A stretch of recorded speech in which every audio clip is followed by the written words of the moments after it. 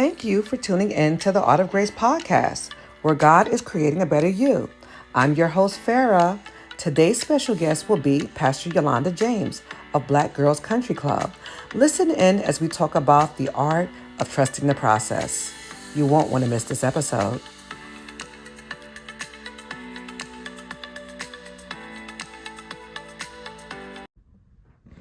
Hey, it's your number one Grace Girl, Farra, coming to you with another episode of Art of Grace, and I am so excited today.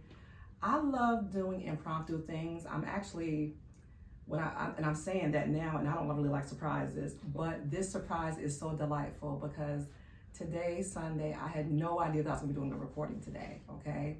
And my good friend who's here with me, she called me yesterday, Friday, right? Mm-hmm. And I was getting a new phone, and she was like, hey, I'm gonna be in town on Sunday, let's record an episode. So I was like, yeah, let's do it. And so she came, and I am so excited. I'm so excited to have her here with us today. Thank you so much for tuning in too. Don't forget to share, like, and subscribe. I wanna say that before we even jump into the episode because I always forget to say that. I wanna say thank you to those who have been supporting this channel and this network, for all of our guests. We've got some more amazing ladies coming on to share their stories in life with you. So please stay tuned. And thank you guys for pushing me, because when I don't record and I'm not consistent, you all reach out and like, when's the next episode? And so I guess that you guys prayed enough and asked enough that God heard your prayers and heard your voices. And wow, today we have a surprise guest. So my guest today is Pastor James. She's an ordained minister and a licensed pastor. She openly testifies about God's power in her life as an example to others of undeniable faithfulness. Pastor James credited many accomplishments to trusting in the Holy Spirit and obeying the voice of God. She birthed Anointed Women of Greater Call, International Outreach Ministries, which is a ministry for the whole body of Christ, especially women of all ages, ethnicities, and experiences with a life-changing and relevant practical word. She is also the CEO and founder of Black Girls Country Club. Pastor James has served on the human services teams with several organizations, conducting outreach in the communities to meet the needs of people of all walks of life. She has worked with diverse populations, meeting diverse and social needs. Pastor James feeds the spirit and natural man as well. She's a prayer warrior and an intercessor. Prayer has become such a reality in her life that she finds herself doing things just to please God, and her prayers allows her to experience the Lord doing great things for her. She is also an author of I Survived the Journey and Women's Rising. It's an autonomy book. Welcome my special guest with me, Minister Yolanda James. Thank you, Farra. It's such a pleasure to be here with you finally today. I'm so excited. After many years of us being apart.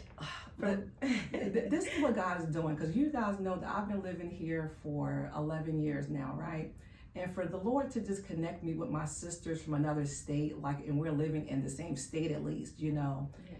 And Yolanda, you reached out to me maybe I say a year and a half ago, and she was asking me about the climate here and what do I move, and I was like, hey, do Central Florida, And the funny thing is that you don't live in Central Florida, you live in Melbourne, which is like a little city outside of Central Florida. But she works and does so much driving into our area, and God reconnected us. And you were at a recent networking event with me and Dr. Harriet Robertson. And again, another Richmond girl, and we met in Women of Grace, my ministry that I had there. Yes.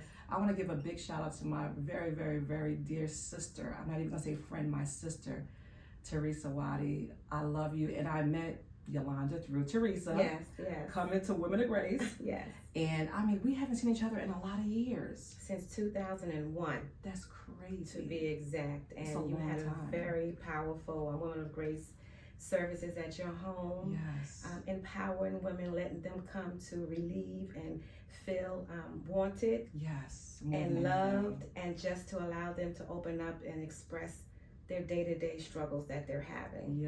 And so even with me being there during that time, it really put open an eye up for me to know that it's time to build the kingdom. It's time to move forth in the kingdom. Yes. Because, we do greater when we do it together. Yeah. And so it was always a part of unity there, and always someone there that you can lean on that has been what you've been through, because it's all about networking. Yes. And so I appreciate that from you. Yeah. And, God just allowed me to find you again. Yes. So here I am. And that's what I was going to say. Okay, for the young girls who's watching, okay, I know that you guys say that Facebook is old school, but that's how we stay connected. And not only did we stay connected, we stayed supporting one another and, praying for one another. So I always kept up and, saw the things that she was doing and how she was moving. And I'm like, okay, I got to keep her in prayer. Because one of the things that this young lady did, okay, because I moved from one state to the other. She moved from one country to the other. Okay, so I want to talk about that because it's scary to do what you did. Yes, well, in 2009, I left Virginia and moved to Texas. And during the time of Texas, the Lord gave me Anointed Women of a Greater Call Outreach Ministries. Wow. And how that came about, I did a 30-day fast. And on the last day of the fast, I arose and it just came out of my mouth. And I said, Lord, what do you want me to do with this? Yeah. So he gave me a connection to get the 501(c)(3) started. Okay. And I did all of those things. And I was on LinkedIn and I connected with a pastor over there in Africa. Wow. And so they were like, we're really excited about your bio and the things that you do. Never been to Africa. That is amazing. Never been to Africa. And so during that time I was had started working. Yeah. And the Lord pulled me off the job and he said, go. And I'm like, go? Lord, I'm not even working. Faith. Complete and total faith. Faith, total faith. I left the job within 6 months. He sent a woman in my path and said, the Lord told me to take care of you for 2 years while you do his work. So I went over to Kenya, Kissy, Kenya. Wow. I had an orphanage there of 184 children. God blessed me to connect with 2 other organizations from Germany and California. Wow. And the one in California, the actual CEO, founder, was passing away. Okay. And he says, whatever she needs, give it to her for those children. So for several years, we took care of the orphanage there.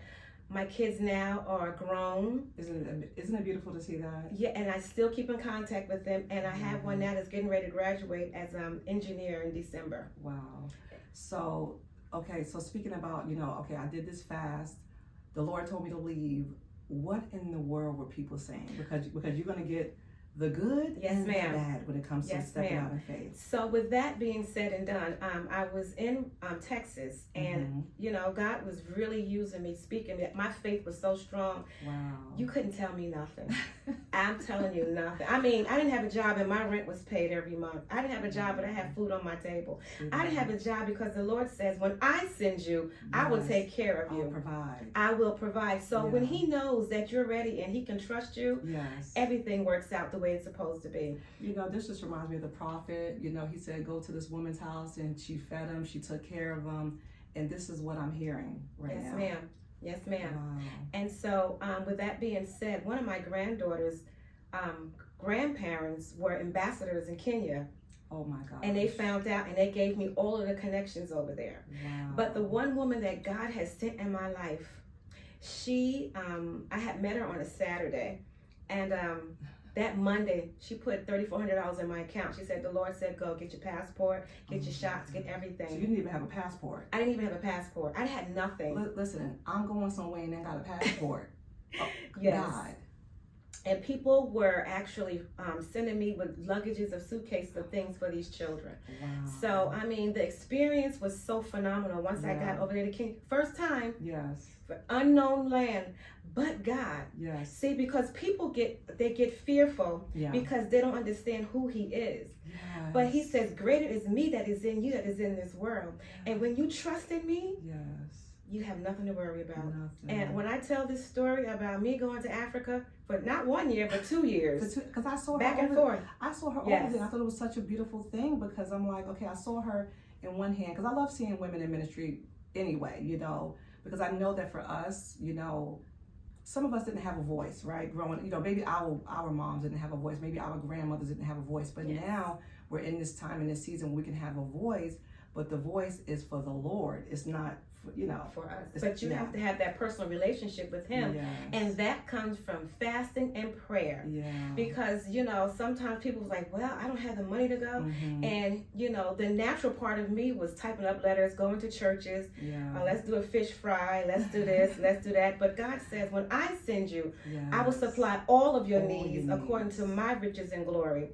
And so ladies? I'm a living testimony that I had 22 people that were supposed to go with me, and I went by myself. Oh, okay. So who does this sound like? The spies? 20. Some coming back with a good report, some coming back with a bad report, and God says, "Okay, I already know what I'm about to do."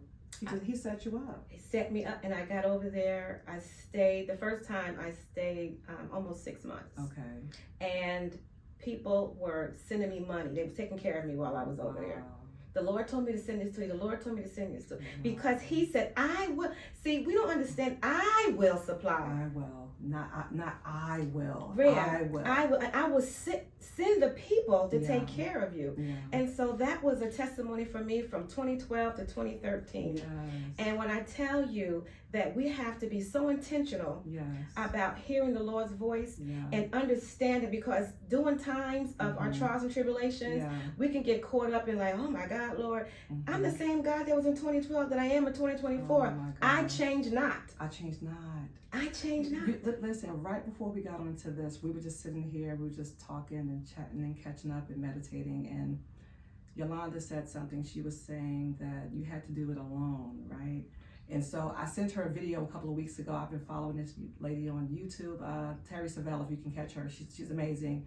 And she talks about the alone advantage. So you had an advantage of being alone, because we want to, as women, we want to take everybody with us, right? Because we love that comfort of our sisters around us, or maybe, you know, the just the family of God around us. But there are times when we got to do this alone. Alone.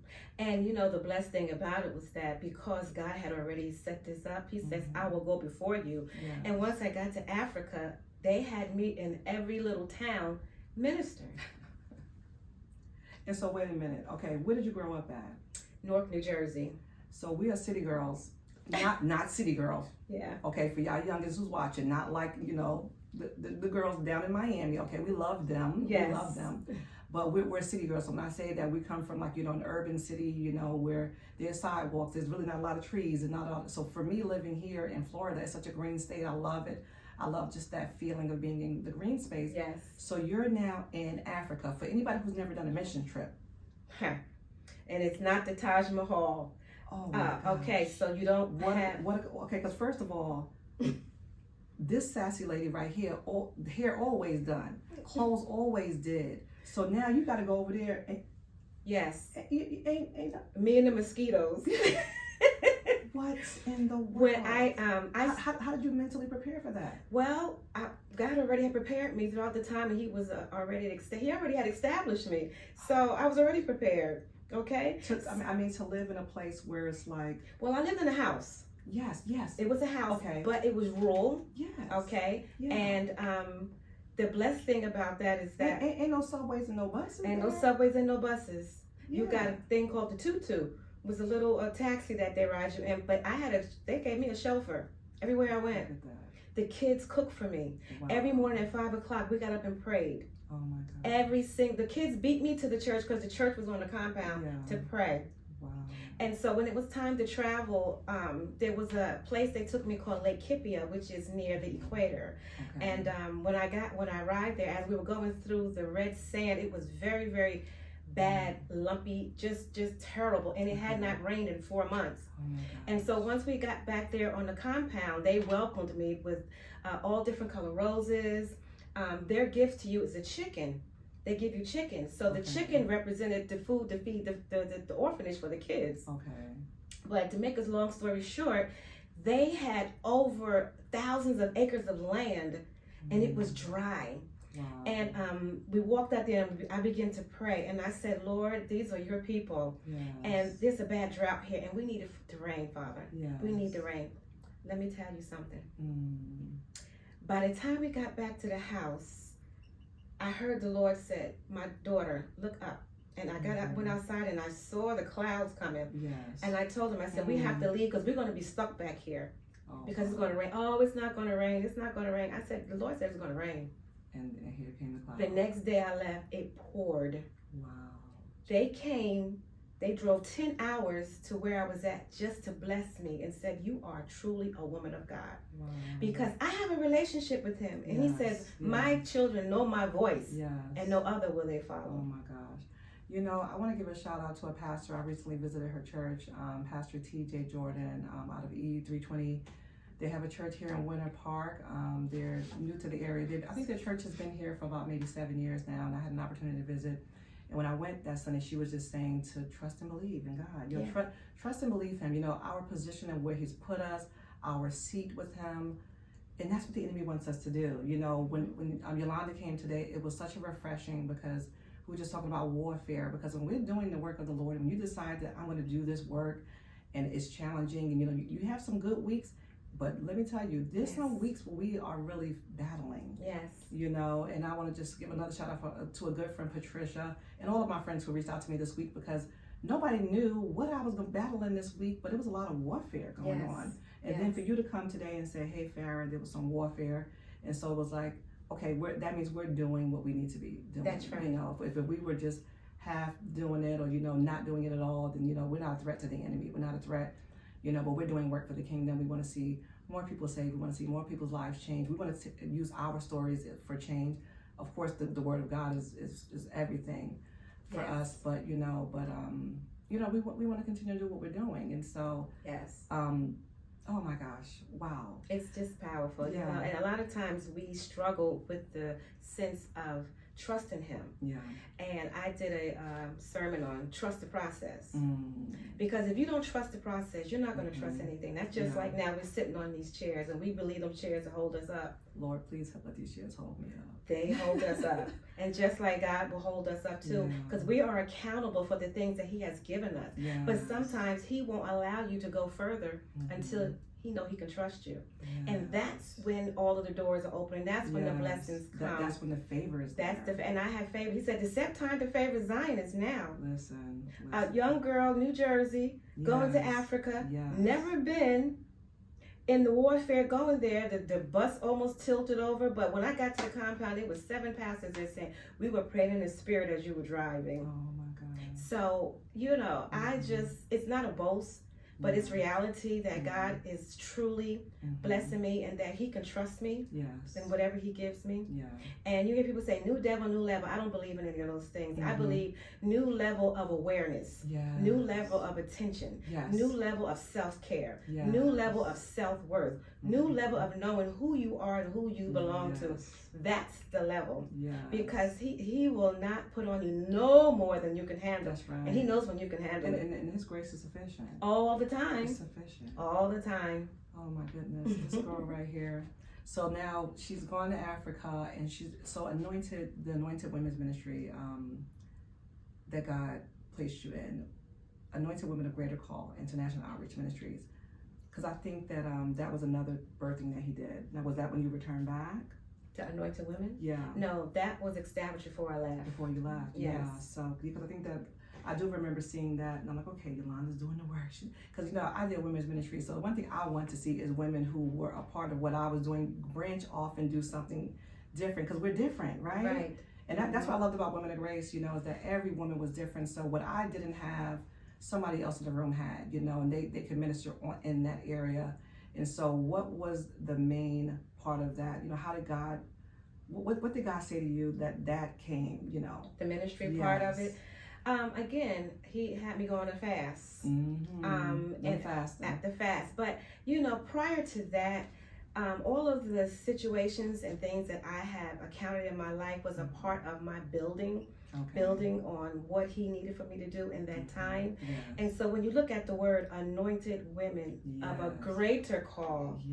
Ooh. Of a greater call. Okay. So names. I was reading it, now she's breaking it down. Yeah.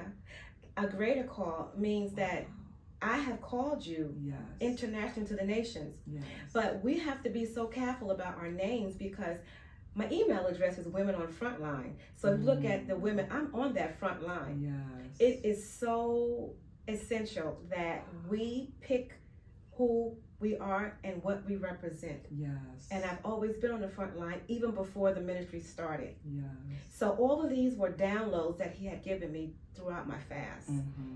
And I'm like, what do you want me to do with this, you know? So even before Africa, even living in Texas for the time, I was doing a lot of street ministry with the prostitutes. 4 o'clock in the morning, I would go outside by myself again, passing out condoms. You know, I just thought about it. Pastor Terry Savelle is from Texas, right?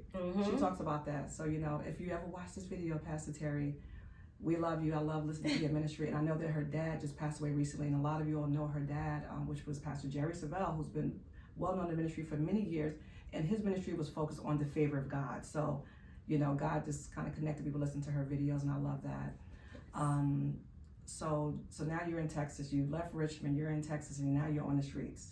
On the streets, feeding 250 homeless people. Yes.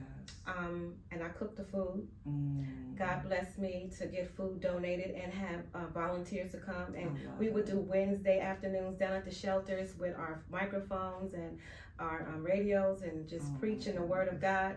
And one of the gentlemen that was, this is before I went to Africa, one of the gentlemen that was, he was about to pass away. He had HIV. Mm-hmm. And he said, Pastor, before you leave, I want to give you this Bible. He gave me the biggest Bible I ever seen. I ain't never seen a Bible that big, and I still have it. Wow. And he says, you have really helped me and changed my life in your faith. You know, you didn't judge me who I was and what I've been through, but you gave me confidence to know that I can leave here, knowing that God still loves me. Yeah.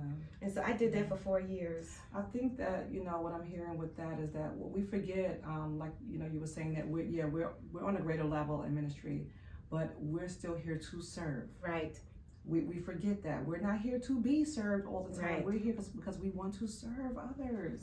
And I love it. Yeah. I'm a humanitarian. Yes. By choice. Yes. And I was born a leader because leaders are born. They're not. They don't go to school to be a leader. I believe it. And even for me in my ministry, I am an ordained minister, licensed pastor, and never been in theology school.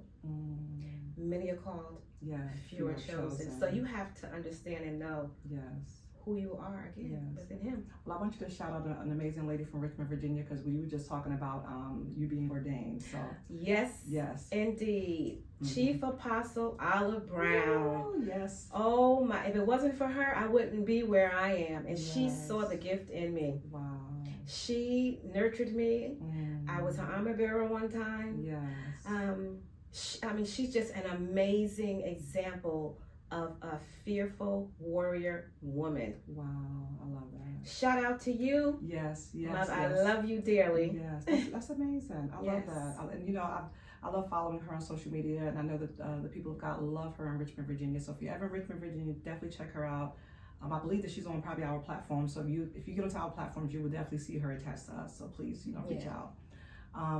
So this is the one thing, now Yolanda is in Florida. She's a Florida girl. She's been here for 2 years now. So, I'm laughing because we were discussing this before we jumped on, that it took me a while to feel settled here.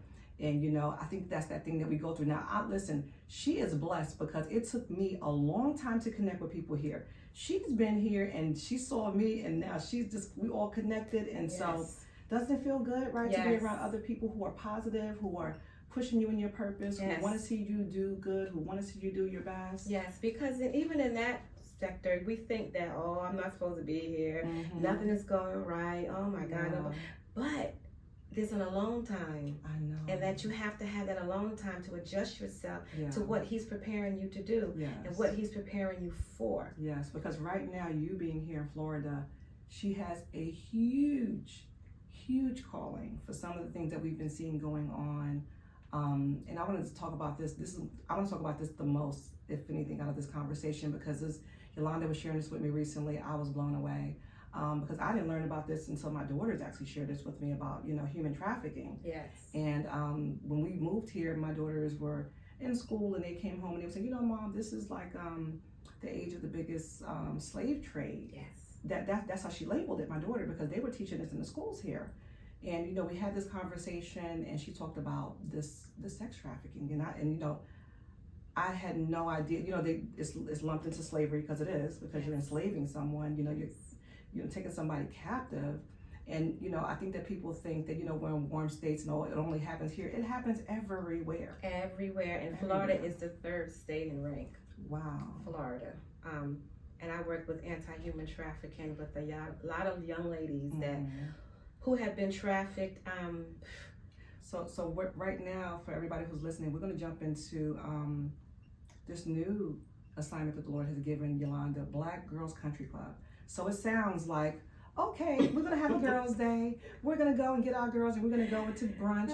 But it's not even that. No, it's not. Black Girls Country Club was another sector that the Lord had given me. Yes. And it's just not an organization, it's a movement.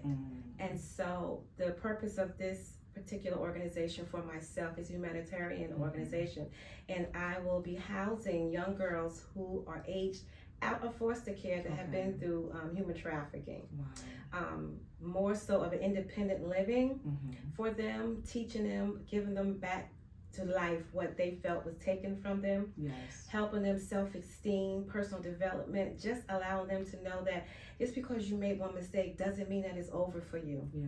But it is very strong. It's a very strong statement because their minds are so captivated on where they've come from and who has ruled their bodies during this time, so they don't feel like they belong to themselves any longer. Got it.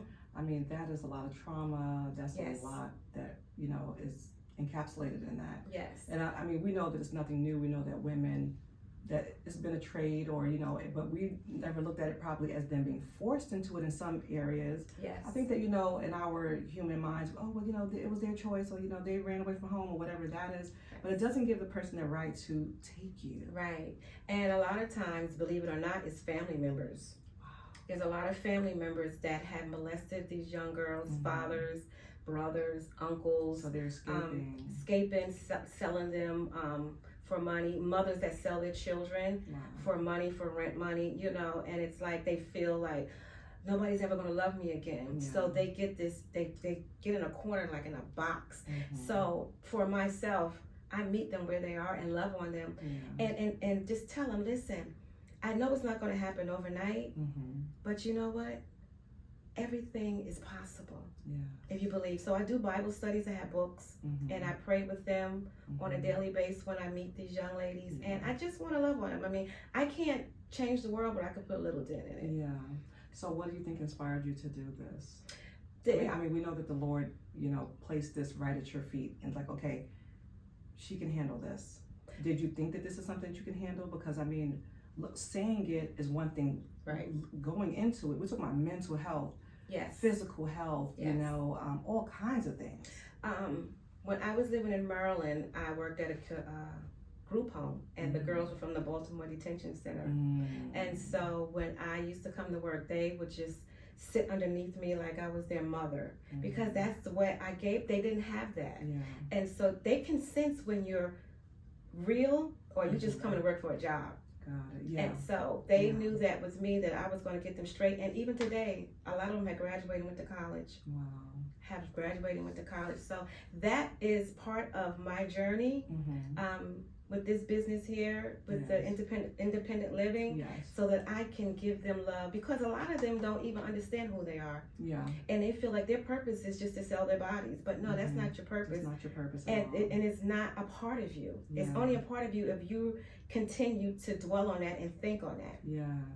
So it's a mindset. It's a mindset. There's so many things, because you know, I just think back to, you know, these, okay, so you have someone like this shows up to church and we're trying to change them in that moment. Yes, it's not that easy for everybody. No, it's not. And most likely, and I'm going to say this, it doesn't happen in church. No, it doesn't. That change and that shift and that belief and who can I lean on, it happens with you meeting them where they are. That's right, and that's exactly what I do. I have 4 young ladies that are pregnant. Okay. 2 14-year-olds, a 16-year-old, and a 17-year-old, and one of them, she was like, I'm listening to you. She's 14. She's getting ready to have the baby. I am listening to you. She said, I don't want my son to go through what I've been through. And I listen to everything you have told me, because I make them journal. When we meet on a day-to-day basis, I have them journaling, and I check up on them because I give them the love. And you know, you can change the heart of a mom. You can change, I think, a whole family. Yes, you know, ma'am. in a sense. I mean, it's important for the males to be there. We want the dads to be there. We want them to be around. But there's going to be cases where they're not.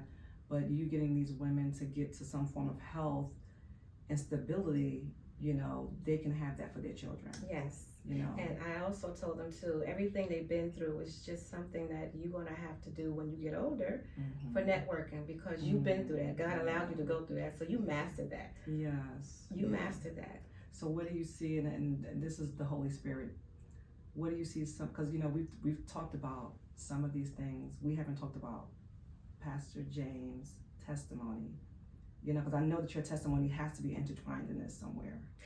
Well, when I was about 12 years old, my uncle tried to molest me and didn't work. It didn't work. And so that always stuck with me. Taken advantage of is the word I want to use. So it really just touched my heart in this aspect of you don't have a choice, but God was with me and he covered me and didn't allow it to happen to me. We were just talking about this when you got here today, how God will block people. He will shut stuff down. And that's one of those instances that he did that for you. But the memory of that as a child, even though the act didn't happen, that sticks with you. That's scary. It's like somebody trying to kidnap you, but yet they miss. But that fear is still there. It's like getting robbed in your house, and you still have some items, but that feeling is there. So I know the fear for them, so I can speak it because I am aware of it. And I tell them the story, and it was like, wow.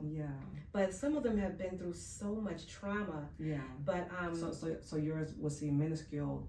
It's like you want to share the testimony about, gosh, this is not as much as this daughter had to go through.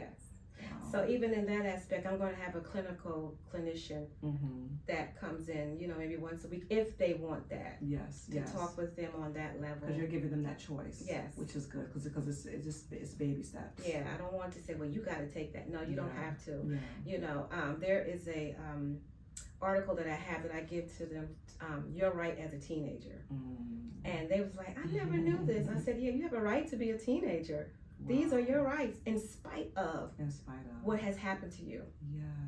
And they just cry. Because you feel stripped. You feel like I don't have anything. What's one of your greatest testimonies of one of these young ladies? Oh, I had one that just graduated as a mechanical engineer. Wow. Yes, ma'am. Wow.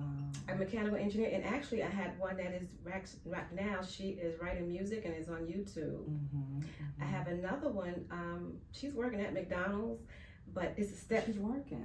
It's a step, honey, for 2 years. No, I'm not knocking McDonald's because I love it. And that was one of the first jobs I had. And I was just talking about this to somebody the other day, how the customer service used to be exceptional at McDonald's. It was like on the Chick-fil-A level for me when I started out at McDonald's, because like you had to like be dressed in your little uniform and clean and all of this other stuff. It was teaching us these systems and principles of how to come to work. And I know it's changed up a little bit, but at least if one person is there, you won't forget working with that person to say, I want to be like this person. She's at McDonald's and she said she's getting ready to come out of foster care because she'll be 18. From there, they're paying for college for 4 years for her. Beautiful. Yes. Beautiful. So I've seen a lot, and I've seen some that just don't want to. Yes. But one thing you have to understand that they heard you. How does that affect you when you feel like, okay, I really want to help this person, but they're not wanting to listen to me? I don't get offended behind it because I know that there is a process for them to trust because a lot of them have a lot of trust issues. So they always come around. I don't pressure them or push them to any fact like that. But I know, I said, if you ever need me, I'm here. I'm here. Because I'll tell you, I remember being in Bible school and one of my instructors said, pressure only comes from the enemy. We don't, even in church, you have somebody who comes to church, you may not see them again for another 10 weeks, they come back, they leave, just be patient, right? Because it's a safe space for them maybe, and we have to make it a safe place for them to come because they're escaping so many things, but yet they're trying to escape this. In their head. In their head, And I allow them when I meet them to play music and we'll dance and play around and be funny. They'll put lashes on me. They'll do a whole lot of different things of makeup. Just allowing them to be back in that childhood stage that was robbed from them is what I do when I meet with them. Because these are young girls. Young girls. Wow. As low as 8. Wow. It's scary to think about that. Yes. So you're in the process of trying to get a home because you just let's talk about that because you were saying that the state of Florida, where you are on the south end of the Florida side, you're trying to get something there because there's nothing there. Right. There's only 3 therapeutic homes according to statistics that's in South Florida. So, that is so nuts to me because South Florida is so densely populated with all different types of people from all different backgrounds and cultures. We're talking about going down from the Space Coast, right, Vieira, all the way down to Miami. Huge, broad area. 3 therapeutic homes? 3. That's terrible. 3. But you also have to understand too, a lot of times when you have these particular homes, you have to get approval through HOAs, and a lot of them don't want it. Got it. Okay. So that is a very big factor. Through DCF is stating that even if you have it, it can't be 1,000 feet from another group home. And so the group home is very populated, but therapeutic is not. It's not. And that's what really is important right now. They need that mental health help. Yes, yeah.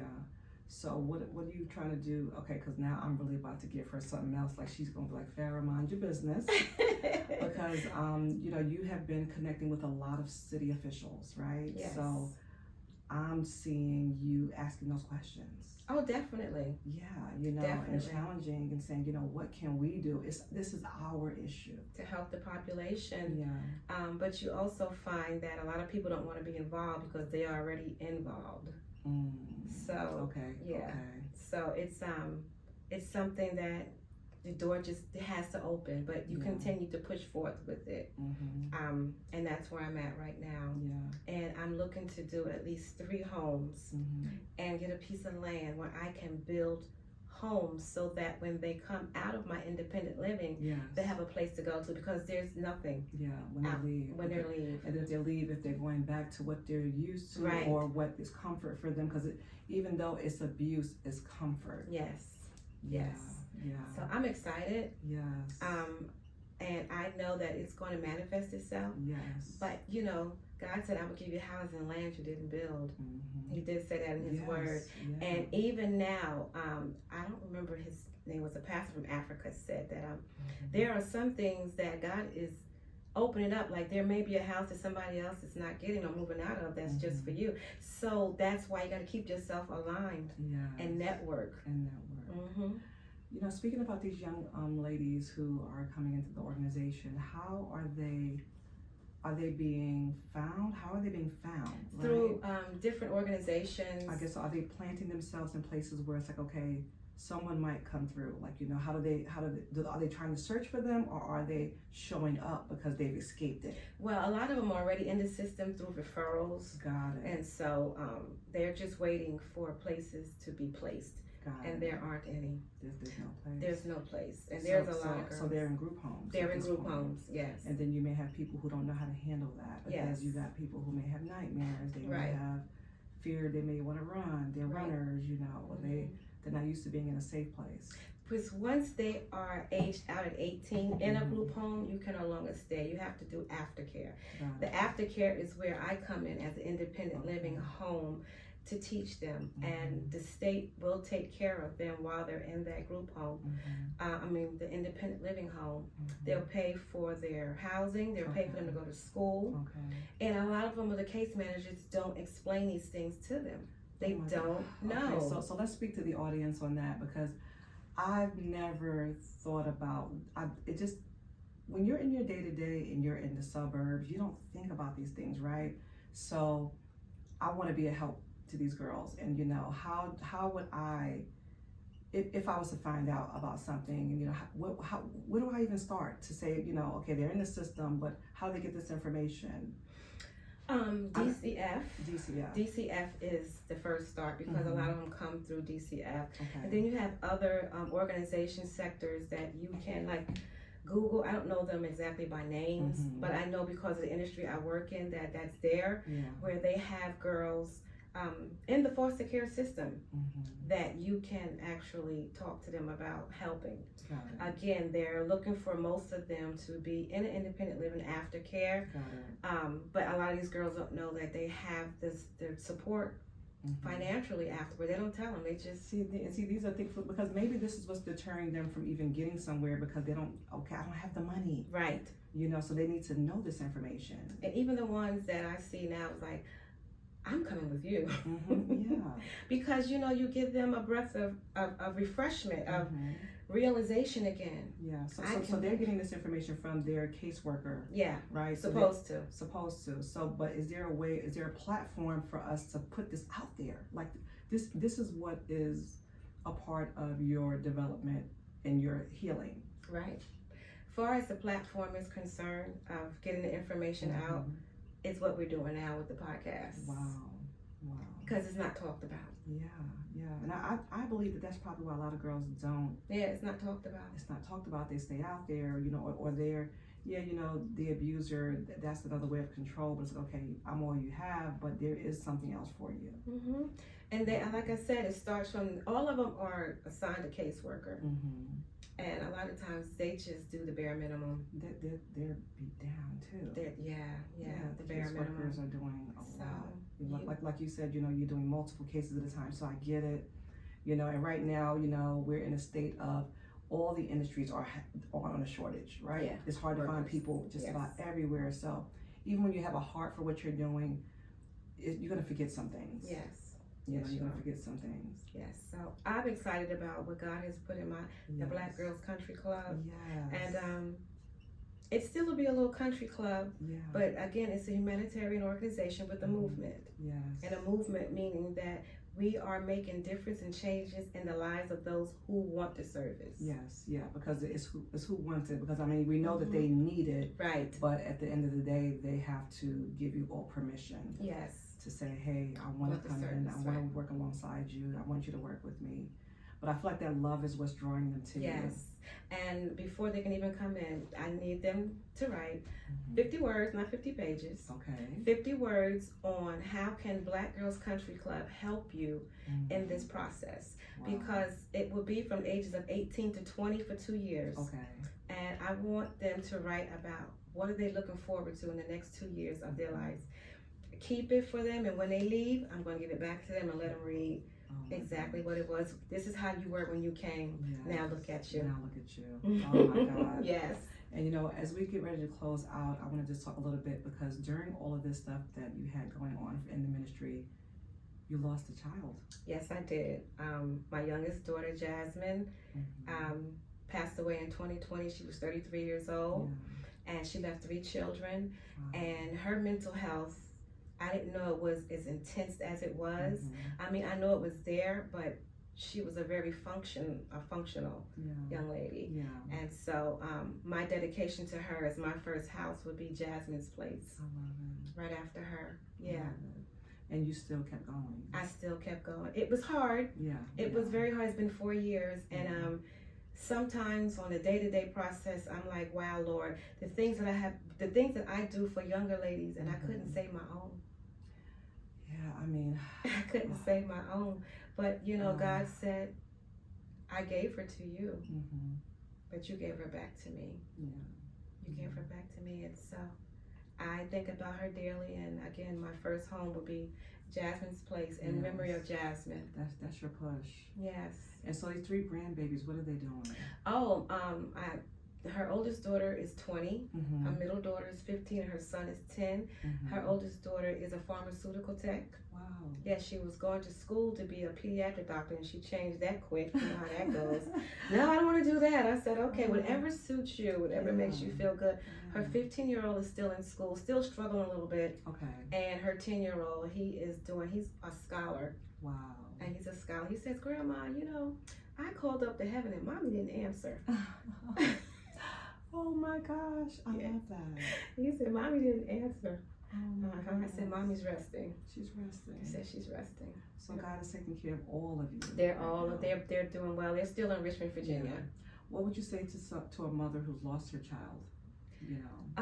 It's a very good question, because I never thought I would be there. I never thought it would be me, but also understanding that we are all here on an assignment, and all of us have an expiration date. And we all think that we are supposed to go before our kids, but that's not biblical written. Yeah. And when it's time, it's just time. It's just time. The grief behind it is very, very, very intense. It's different. It's very different. I've cried many a days. I pulled over my car many a days. But I just know that God sees and He knows what's best. Yeah, what's best. And what was best, at that time. So. Yeah. So I'm pushing through, but I'm good. You're good. Yes, ma'am. Listen, I love it. Not that and you're still using her memory with these girls, and you can share that with them to know that it wasn't a perfect situation.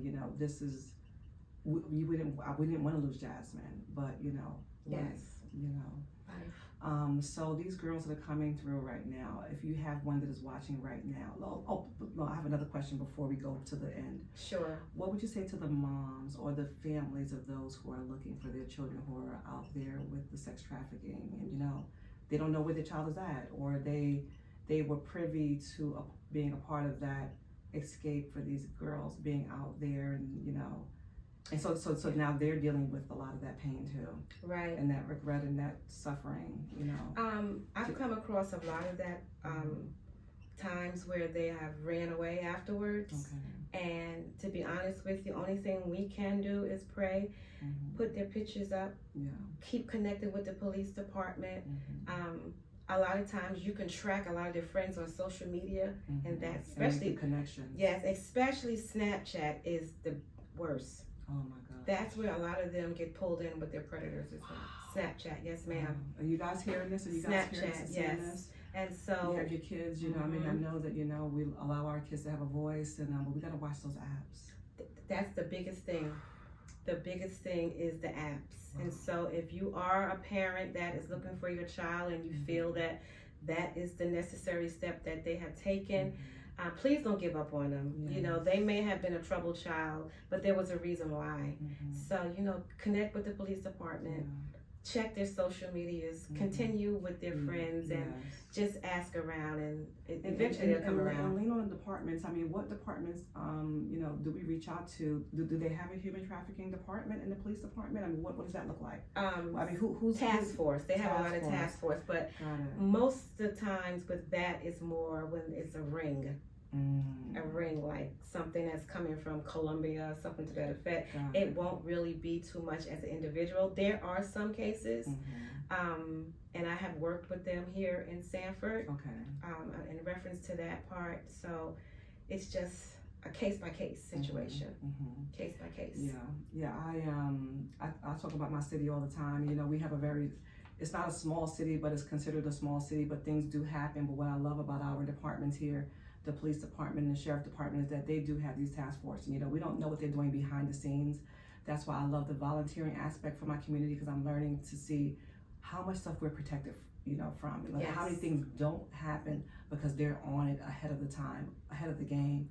The camera systems, all of these different things that are safety for me and my community. And so it makes me really happy to know that. Yes. And a lot of them that I have been connected with, if you get some that are in need of aging out, send them down to me to South Florida to be in my place, because I'm willing to open up my heart and my home for them.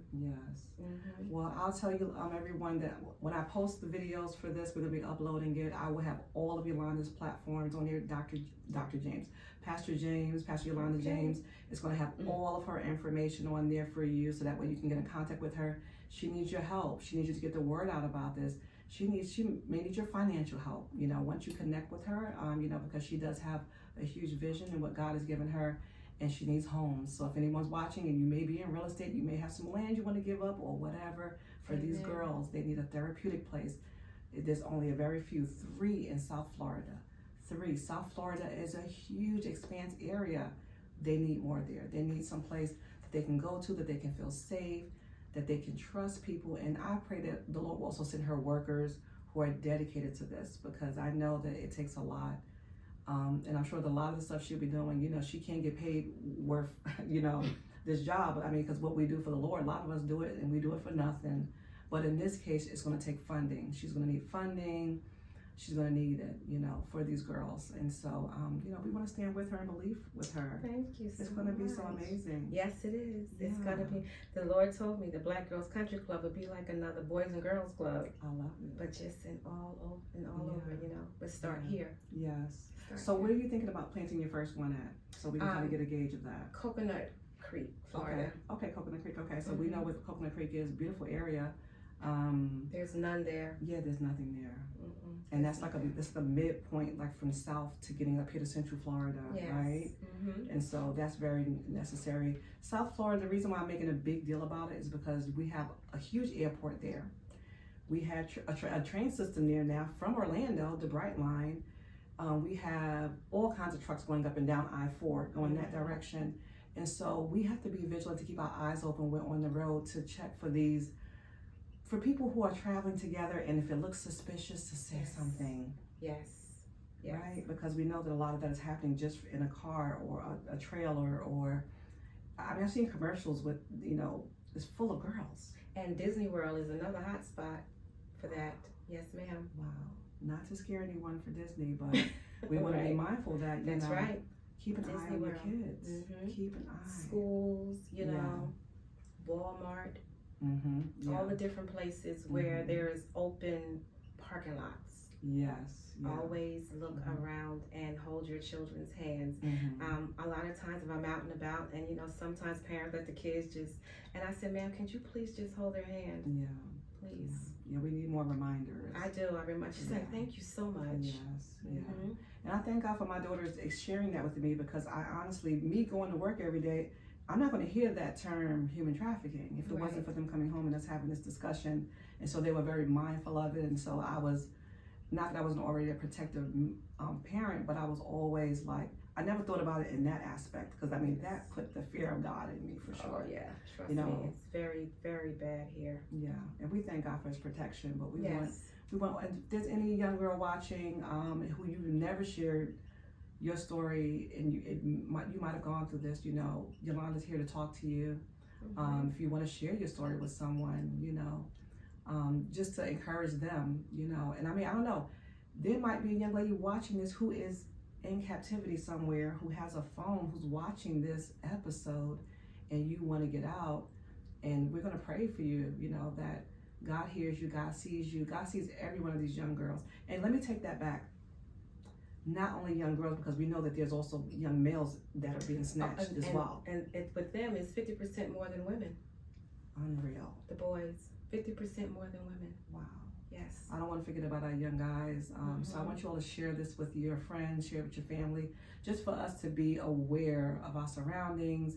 And yeah, we know that, like you mentioned, Florida is one of the top states, but you also have a lot of other areas and places that you don't think that this can happen. Like you said, in Walmart, you're down. Because I've seen videos online. I love that people post videos.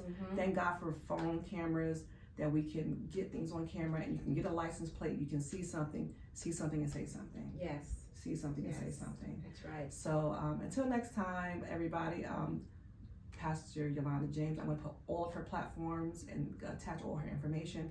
Please get in contact with her, and you know how to find me. All my platforms will also be attached to this video. We love you. Until next time, don't forget to like, share, and subscribe. And also, this will be uploaded for anybody who knows Pastor James. It will be on her sites as well. You're going to see it on her platforms as well. So we'll upload all these videos and reels and things for you. And listen, send in questions to her too. Send in some questions. I'm sure that you have questions maybe from, like you said, speaking to schools. Yes. Oh, speaking engagements. So how do you do that? If they want to contact you for speaking engagements, do you go out to schools and different organizations? I go out to schools, organizations to speak about the awareness of human trafficking. Okay. Okay, good. Yes. Good. That's very necessary. All right. I'm so happy that this episode happened today. So until next time, check us out. Don't forget to like, share, and subscribe. Until next time, thank you so much for watching Art of Grace. Thank you so much for tuning into today's episode. I hope that you enjoyed. Don't forget to share, like, and subscribe to our page. We also would love to hear your comments. Did you enjoy Pastor Yolanda James? Please check out her platforms. Don't forget to look at her books. Until next time,